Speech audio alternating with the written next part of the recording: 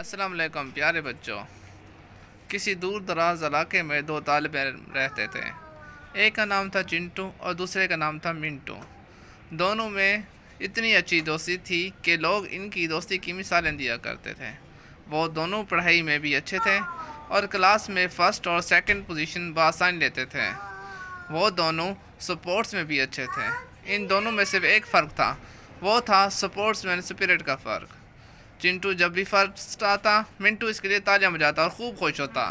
لیکن جب کبھی منٹو کسی سپورٹس کی سرگرمی یا پڑھائی میں چنٹو سے زیادہ کامیاب ہوتا تو چنٹو بہت اداس ہو جاتا اور دل میں سوچتا کہ کاش یہ منٹو پیدا ہی نہ ہوتا۔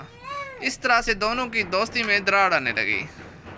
ایک دن چنٹو نے منصوبہ بنایا کہ وہ پیپر کے دوران کتاب کو منٹو کی کرسی کے نیچے رکھ دے گا اور نقل کے الزام میں منٹو پیپر نہیں دے سکے گا۔ اس طرح ہر طرح کے مقابلے میں وہ اکیلا ہو جائے گا اور ہر چیز میں اس کا نام روشن ہو جائے گا۔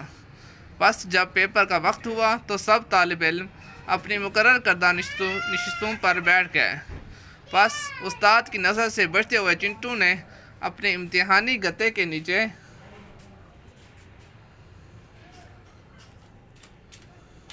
نیچے سے کتاب نکالی اور اس کو چپکے سے منٹو کی کرسی کے نیچے رکھ دیا۔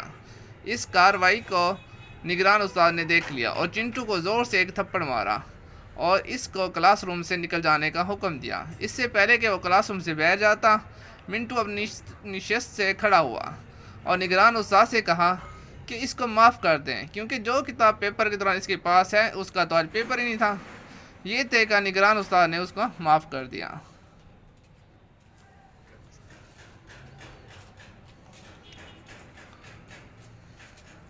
جب پیپر ختم ہوا تو چنٹو شرمندگی سے قدم اٹھاتے ہوئے منٹو کے پاس گیا اور کہا کہ وہ اس کی کامیابی سے حسد کرتا تھا، اس وجہ سے اس کو امتحان سے نکلوانے کے لیے یہ منصوبہ بنایا تھا اور خود اس میں پھنس گیا۔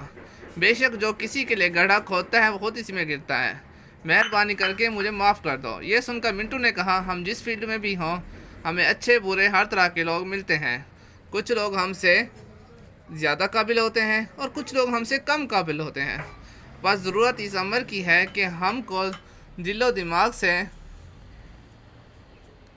یہ بات اعلیٰ ظرفی کے ساتھ قبول کرنی ہوگی کہ اپنی فیلڈ میں ہمارے ساتھ ساتھ دوسروں کا ہنر بھی ہم سے کم یا زیادہ ہو سکتا ہے۔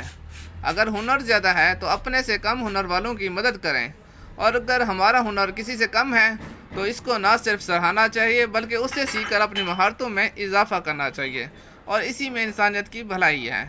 اس کے بعد چنٹو نے منٹو کا قیمتی مشورے پر شکریہ ادا کیا اور دونوں کی دوستی پہلے سے زیادہ مضبوط ہو گئی۔